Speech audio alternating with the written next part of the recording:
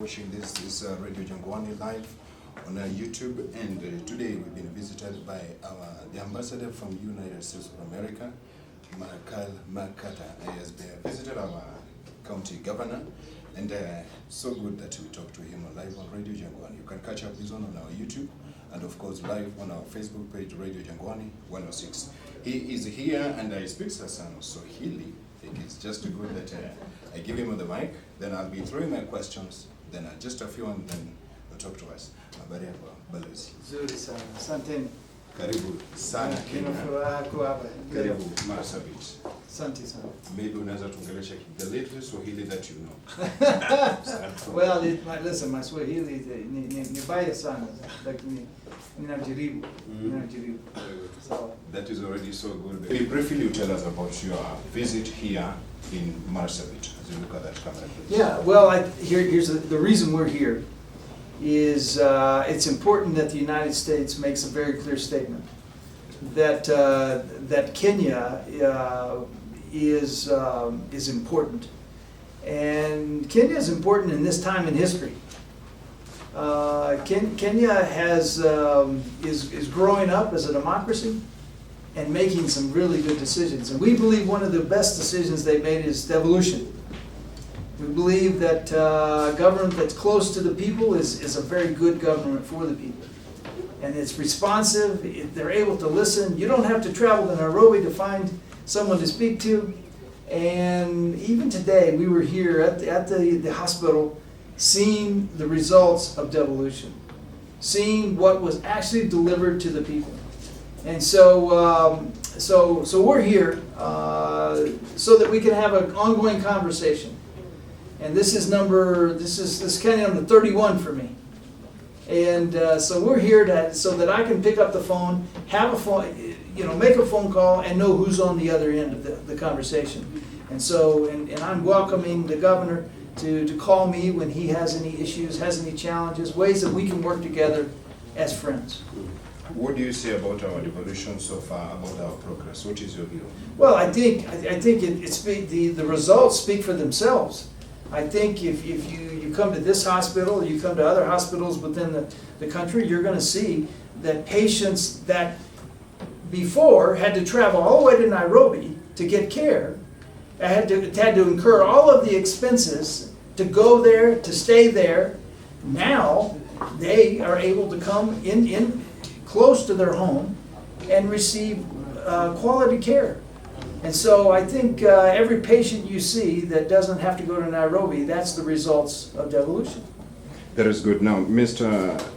Ambassador, I realize you've been going to different counties in Kenya and visiting them.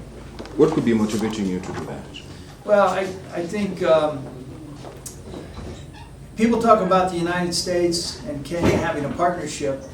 I like to say that it's a friendship, and that's why I always say USA Marafiki, because in a friendship you do what's best for one another. That means when you deliver, for instance, if you deliver a road, you do it at the lowest price. You do it at the highest quality. You do it with Kenyan labor. You make sure that you train Kenyans to do the job, because the United States believes that Kenya should no longer be just dependent upon foreign aid, but they should be, and not just beneficiaries, but they should be a benefactor. They should be self-reliant enough to take care of themselves and their neighbors. And so we believe that. We believe the Kenyan people have the willingness to do this, and we're going to walk down that pathway to self-reliance with the Kenyan people. And it's important that we're here to start that friendship. You visited our county here in Marsabit. We expect to be also benefactors instead of beneficiaries, as you said. Do you expect some more projects from United States to Marsabit? Well, see, what we are attempting to do is replacing aid with trade and investment. So we're looking for opportunities that American investors can come and invest in Kenya. And here in the near future, in this next year for Kenya and the United States is going to be a big year, I promise you. I mean, this is going to be, we're going to have some major announcements that we'll talk about how we're going to be better friends, and we're going to make the economy be better for both of our countries. So we're looking for opportunities, whether that be in agriculture, whether that be sharing resources and health like we already do today. We're looking for opportunities to bring prosperity to every county. We have fish in Mars. Okay, it's the last one. Then I would like to talk about BBI. Yes.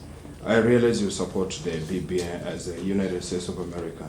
Yes. I would now want to understand whether you support the entire document as it is, or there are some parts that you support, and whether you have some recommendations. Right. I think that's a fair question. Listen, we believe that BBI is the opportunity for a crucial conversation for the country of Kenya to have. And you see, it's not for me to decide, it's for the Kenyan people to decide. But we believe that it started in the right way. We believe it started with the premise of peace and unity. And with that, I believe in the end, Kenya will make a good decision. Now, I don't agree with everything that's in BBI.